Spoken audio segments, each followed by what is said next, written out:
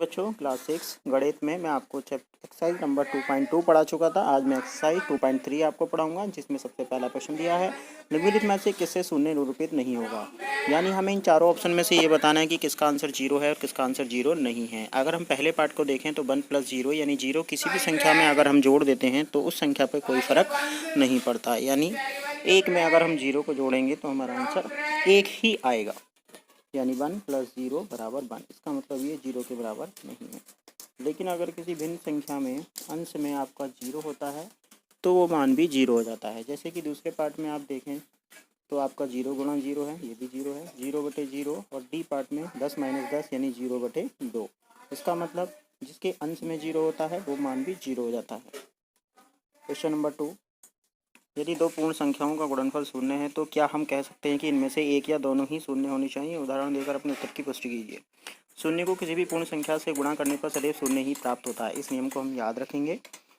इसको हम तथ्य कहते हैं, जो कि पोस्टुलेट यानी अवधारणाएं होती हैं। इसको आप याद कर लेंगे लिखकर, जिसमें कहा गया है कि शून्य को किसी भी संख्या में अगर गुणा कर दी जाए तो उसका मान शून्य हो जाता है, लेकिन शून्य को अगर किसी संख्या में जोड़ दिया जाए तो वह संख्या पर कोई प्रभाव नहीं पड़ता। इसलिए शून्य की किसी भी संख्या से गुणा करने पर उसका मान शून्य ही आएगा। क्वेश्चन नंबर 3, यदि दो पूर्ण संख्याओं का गुणनफल 1 हो तो क्या हम कह सकते हैं इनमें से एक या दोनों एक ही बराबर होनी चाहिए।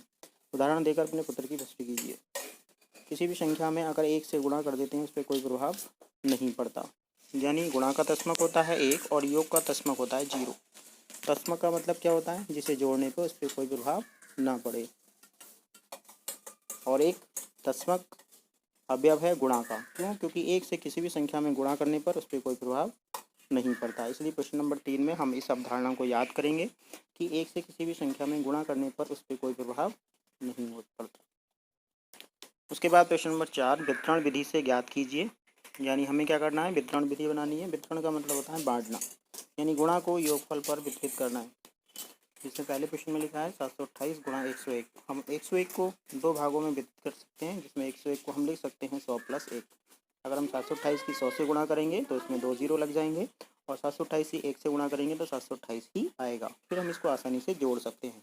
इसी तरीके से अगर आप बी पार्ट में देखें तो 1001 लिखा है, जिसको हम 1000 + 1 लिख लेंगे, और फिर हम इसकी संख्या 1000 से गुणा कराएंगे तो इसमें 3 जीरो लग जाएंगे, और इसकी गुणा जब 1 से कराएंगे तो ये वही आएगा जैसे कि हमने ऊपर पढ़ा था कि 1 से किसी भी संख्या में गुणा करने पर उस पर कोई प्रभाव नहीं पड़ता। और 100 से अगर गुणा कराते हैं तो उसके आगे उतनी ही जीरो लग जाते हैं जितने कि 1 के आगे जीरो होते हैं। फिर इनको आसानी से हम जोड़ सकते हैं।